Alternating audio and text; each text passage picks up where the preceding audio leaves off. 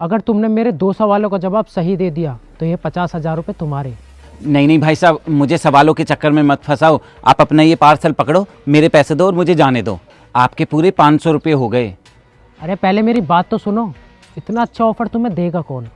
सिर्फ 2 सवालों का जवाब देने और ये 50,000 रुपये तुम्हारे हो जाएंगे।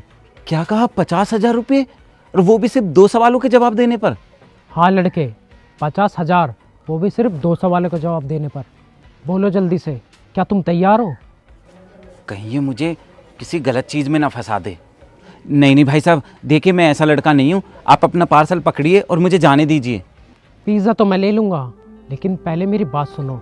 सिर्फ तुम्हें 2 सवालों का जवाब देने, ये 50,000 रुपये तुम्हारे हो जाएंगे। कहीं ये मेरे साथ कोई गेम तो नहीं खेल रहा? पर अगर ये सच बोल रहा होगा तो 50,000 रुपये से मेरी माँ का इलाज हो जाएगा। ठीक है भैया, मैं तैयार हूँ आपके सवालों के जवाब देने के लिए। पूछिए, आप क्या सवाल पूछना चाहते हैं? Very good. तो अब मैं तुमसे सवाल पूछना शुरू करता हूँ। तुम्हारा पहला सवाल है कि हमारे देश का नाम क्या है? भाई साहब, हमारे देश का नाम भारत है और हम सभी भारतीय हैं। Very good. 10, 20, 25 ये तुम्हारे हुए। अब मैं तुमसे दूसरा सवाल पूछता हूँ। हमारे देश का राष्ट्रपिता कौन है? अरे भाई साहब, ये तो आपने बहुत ही सरल सवाल पूछा है।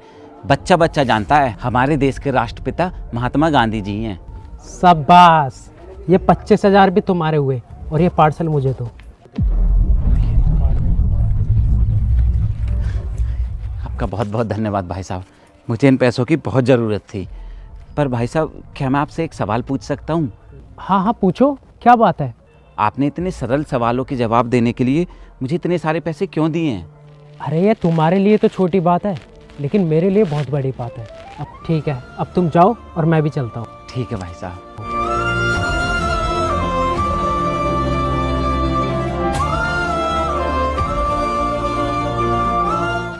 खाटू बाबा, आपका बहुत बहुत धन्यवाद, जो आपने इतने सारे पैसे आज मुझे दिलवा दिए। अब मैं इन पैसों से अपनी माँ का इलाज करवा लूँगा। बहुत बहुत धन्यवाद भगवान जी। भैया, ये क्या किया है आपने? अरे क्या हुआ, सब कुछ ठीक तो है। तू ऐसे क्यों बात कर रहा है मुझसे? आपने इस डिलीवरी वाले को सरल जवाब पे 50,000 रुपये क्यों दिए थे? देखो, कल की बात है। कल मैं एक रेस्टोरेंट में गया था जहाँ पर ये डिलीवरी बॉय काम करता है। भैया, वो मुझे आपसे एक बहुत ज़रूरी बात करनी थी। हाँ बता, क्या काम है? भैया, मेरी माँ की बहुत ज़्यादा तबीयत ख़राब है, हॉस्पिटल में एडमिट है वो। डॉक्टर ने ऑपरेशन के लिए बोला है और ऑपरेशन में 50,000 रुपये लगेंगे। मेरे अलावा उनका इस दुनिया में और कोई नहीं है। आप मुझे 50,000 रुपये एडवांस दे दो, मैं जल्दी ही सारे पैसे लौटा दूंगा आपके। अबे तू हर वक्त बहाना ही बनाता रहता है या काम धंधे पर भी ध्यान देता है?